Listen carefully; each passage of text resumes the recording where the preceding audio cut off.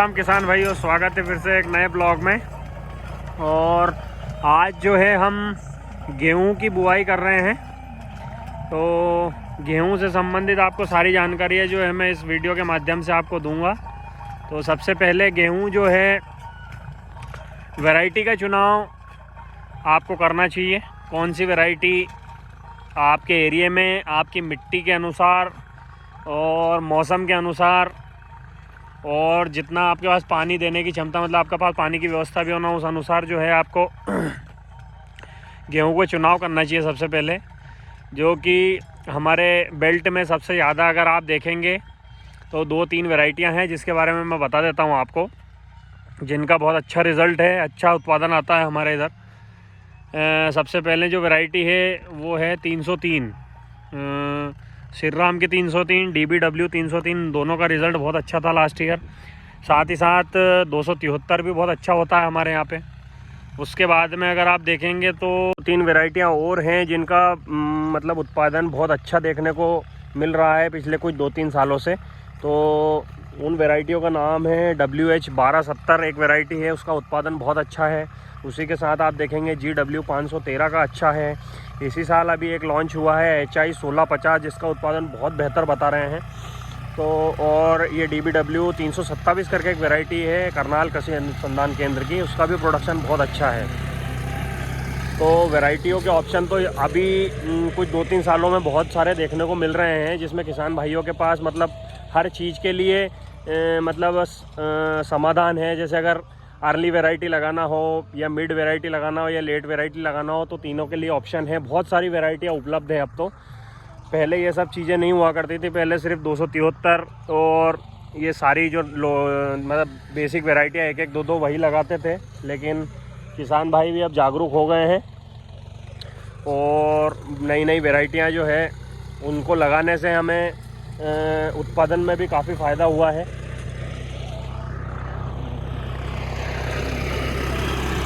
और उसके बाद हम बात करें कि गेहूं की बुआई जो है वो हमें किस प्रकार करनी चाहिए। तो गेहूं की बुआई जो है दो तरीके से होती है। हमारे एरिया में हम कुछ सालों से देख रहे हैं कुछ लोग जो है पूर्वज पद्धति से जो कर रहे थे उसमें क्रॉसिंग बुआई होती है। क्रॉसिंग बुआई में क्या होता है कि आप जैसे अगर 5 एकड़ का प्लॉट है तो 2.5 क्विंटल आपने ऐसा बो दिया, 2.5 क्विंटल क्रॉस में बो दिया। तो इस तरीके से बुआई होती है। उसमें जो है कहीं भी जगह जो है वो खाली नहीं रहती। उसके बाद में दाना जो है वो पूरी जगह जो है जैसे क्रॉसिंग में होगी तो कहीं अगर जगह खाली है तो क्रॉसिंग में जब गिरेगा तो वो पूरी जगह जो है पूरी तरीके से भर लेता है। ये एक फ़ायदा हमें इसमें मिलता है। और सिंगल बुआई जो है, सिंगल बुआई में हमें सिंगल एक बार में जो है खेत को आपको पहले बखरना पड़ता है। मेहनत उसमें भी उतनी लग रही है, उसको बखरना पड़ता है। बखरने के बाद अगर आप देखेंगे तो उसमें फिर हमको सिंगल बुआई करेंगे। सिंगल बुआई में अगर चांस की समस्या अगर हमको देखने को मिल गई तो बीच में खेत खाली रहेगा। साथ ही साथ गेहूं जो है वो एक ही चांस में ज़्यादा मात्रा होने के कारण फिर मतलब फुटाव करने में थोड़ी समस्या होती है। बाकी ओवरऑल जो एवरेज हमने देखा है वो एवरेज दोनों में बराबर लगभग मिलता है, ऐसा कुछ भी नहीं है। कुछ लोग 4 इंच पे लगाते हैं, कुछ 5 पे लगाते हैं, कुछ 6 पे लगाते हैं। तो इस प्रकार का जो है गेहूं का मतलब प्रोसेस होता है। और इस बार जो है एक चीज़ सबसे ज़्यादा परेशान कर रही है किसान भाइयों को कि DAP की समस्या सबसे बड़ी समस्या है। DAP नहीं मिल रही है। तो DAP के अलावा दूसरा ऐसा कौन सा विकल्प है जिसे हमें इस्तेमाल करके और जो DAP वाला उत्पादन है, जो किसान को संतुष्ट करने वाली खादें हैं, वो हम इस्तेमाल कर सकते हैं। तो सबसे पहले हम उन खादों का बात कर लेते हैं जो सरकार की तरफ से मतलब दी जा रही है DMO में। तो सबसे पहले तो DAP है, लेकिन DAP की अभी इससे पहले रेक लगी थी, तब बहुत सारी किसान भाई मतलब वहाँ पे लाइन लगा के और DAP लेने गए थे। वहाँ पे बहुत सारी समस्याएं मतलब मचमच हो रही थी। टोकन लो, 1 दिन 2 दिन पूरा खड़ना पड़ता है, उसके बाद भी वो 10 बोरी 8 बोरी मतलब दे रहे हैं। तो उतने में किसान की पूर्ति नहीं होती। अगर कोई बड़ा किसान है तो वो तो इतने में तो उसका क्या होगा। तो उसके विकल्प में जो है बीच में फिर एक और खाद का इस्तेमाल होने लगा था, वो है 12-32-16। ये NPK है। इसके अंदर जो DAP में 46% फास्फोरस आती है वो इसमें 32% आती है। और पोटास 0 आती थी, इसमें 16% आती है। हाँ, हालांकि पूर्ति तो उतनी नहीं हो कर पाता, लेकिन हाँ ठीक है, सस्टेनेबल था, हम लगा सकते थे, बो सकते थे। उसके बाद में सरकार ने एक और नया सिस्टम उन्होंने मतलब नई खाद लेके आए, उसका नाम था 20-20-0-13। तो 20-20-0-13 में हमें सिर्फ 2 चीज़ का विशेष फ़ायदा हो रहा था। वो था सबसे पहले नाइट्रोजन जो है वो हमको सही मिल रहा था, और दूसरी चीज़ जो है उसमें एडिशनल सल्फ़र मिल रहा था। बाकी अगर फास्फोरस की बात करें तो फास्फोरस उसमें भी कम था।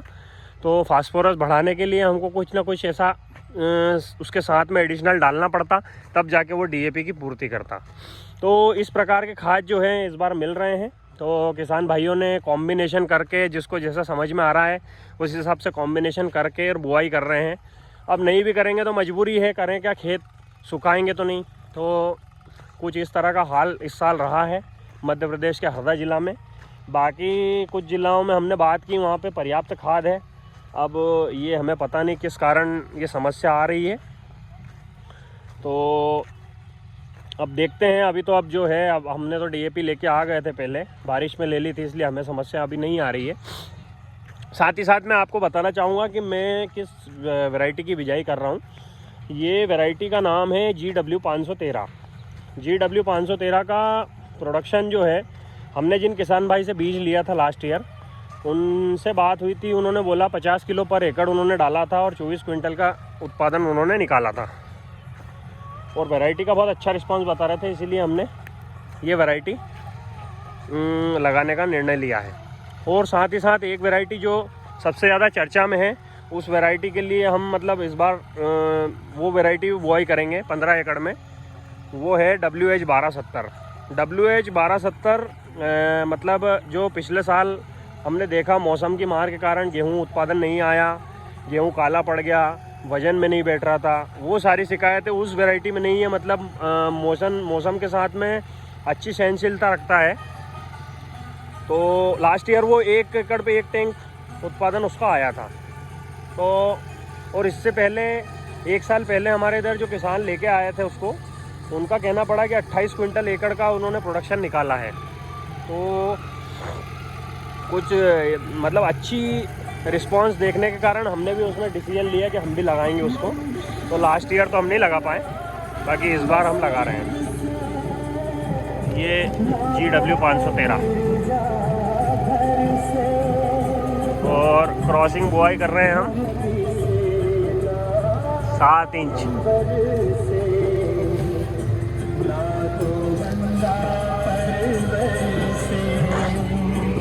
तो 7 इंच पे बुआई करेंगे। क्रॉसिंग में तो 3.5 इंच का हम एक मान लेते हैं, लेकिन हमें सिंगल में कोई थोड़ा सा समझ में नहीं आता है। मेरे को पर्सनली पसंद नहीं है सिंगल, क्योंकि कहीं पे क्या है, ड्राइवर अगर ध्यान नहीं दे तो चांस अगर ज़्यादा छोड़ दिया तो वो फिर खाली रहता आखिरी तक। उसमें फिर ये है कि खरपतवार ही उगेगा, उसके अलावा कुछ मतलब फ़ायदा नहीं होता। तो ये वैरायटियाँ है गेहूं की, जिसको आप चुन के अपने हिसाब से, अपने एरिया के हिसाब से, अपनी ज़मीन के हिसाब से आप लगा सकते हैं। धन्यवाद। और आज जो है हम 14 दिन के चने जो है हमारे हो चुके हैं, डॉलर चने।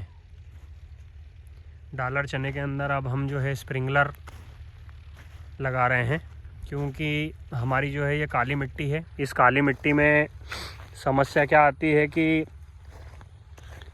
जो चना है वो उमलने लगता है, और उमलने का सिर्फ एक ही कारण है, ज़मीन के फंगस के लिए। तो हमने जो सीड ट्रीटमेंट होता है वो कर दिया है। लेकिन दूसरी समस्या क्या है कि इसके अंदर कहीं कहीं जब हम बुआई करते हैं तो चास के अंदर हवा लगने के कारण कुछ इस तरीके से गोड़ जो है वो जलने लगता है। और हमारे यहाँ का हमने एक चीज़ देखी है कि जब भी उमलता है और हमने पानी दिया है तो उमाला पूरी तरीके से बंद हो जाता है।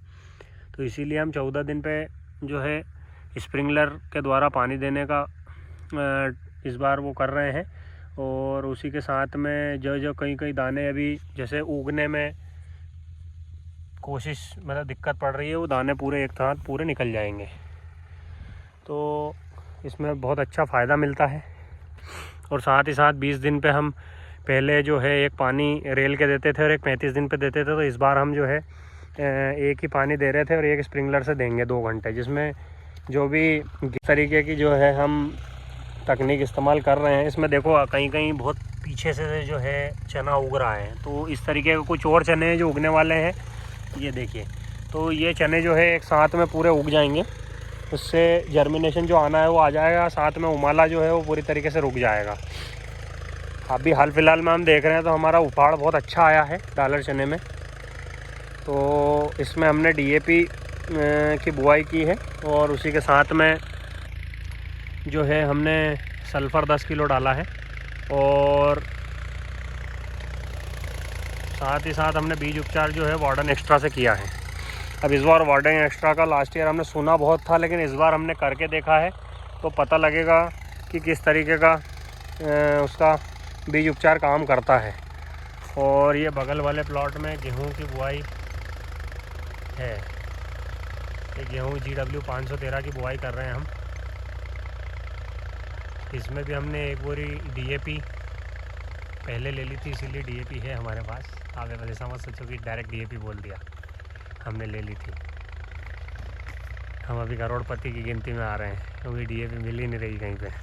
तो और उसी के साथ में गेहूं जो है वो बुआई कर रहे हैं। बीज उपचार हमारे इसमें समस्या आती नहीं, इसलिए अभी तो हम बीज उपचार में कुछ भी नहीं डाल रहे हैं।